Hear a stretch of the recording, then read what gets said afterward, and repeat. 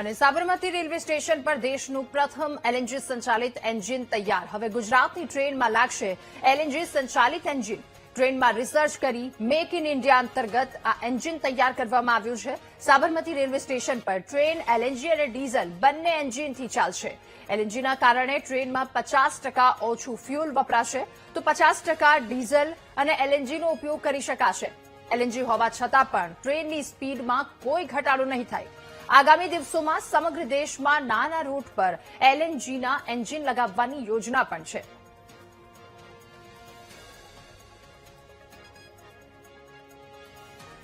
સમગ્ર દેશમાં make in ઇન્ડિયાનો concept અત્યારે ચાલી રહ્યો છે।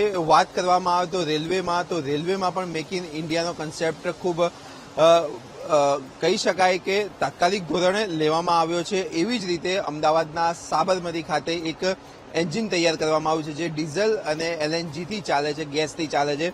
ખાસ વાતચીત કરીશું सीडीओ સાથે। सर, ये जो कॉन्सेप्ट है, कौन सा कॉन्सेप्ट है, किस तरह से ये पूरा जो इंजन है वो बनाया गया है मेक इन इंडिया के तहत? बेसिकली अभी हमारी जो डेमो ट्रेन हैं वो डीजल पर काम कर रही हैं, तो जो नॉर्मल ट्रेन डीजल पर काम करती है उसी तरीके से ये भी काम कर रही थी। बट एनवायरमेंट फ्रेंडली ऑब्जेक्टिव को देखते हुए ये प्लान किया गया रेलवे बोर्ड के द्वारा कि हम डीजल और किसी और फ्यूल को यूज करके किस तरीके से पॉल्यूशन कम करें जिससे हमें पावर भी सेम मिले लेकिन पॉल्यूशन में कंट्रोल हो।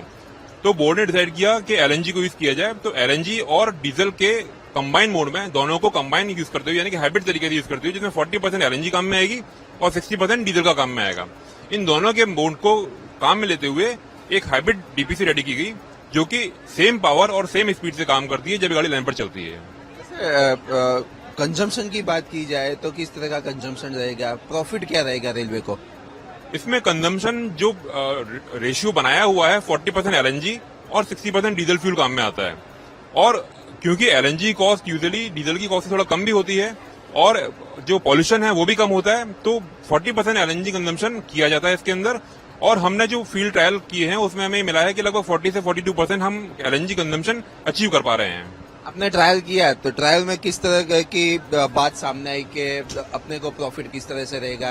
डीजल में इतना डीजल जाता था, अब इतना डीजल जाएगा। यूजुअली जो अगर प्रॉफिट की बात करें तो प्रॉफिट अभी असर्टेन करना थोड़ा जल्दी होगा क्योंकि अभी हमारे पास केवल 2 ही डीपीसी चल रही हैं।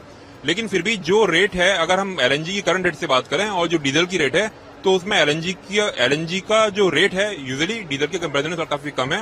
तो लगभग 20 से 30% की सेविंग होने की संभावना है अगर ये लॉन्ग रन पे गाड़ी चलती है। तो कौन से रूट पे ये गाड़ी चलाई जाएगी?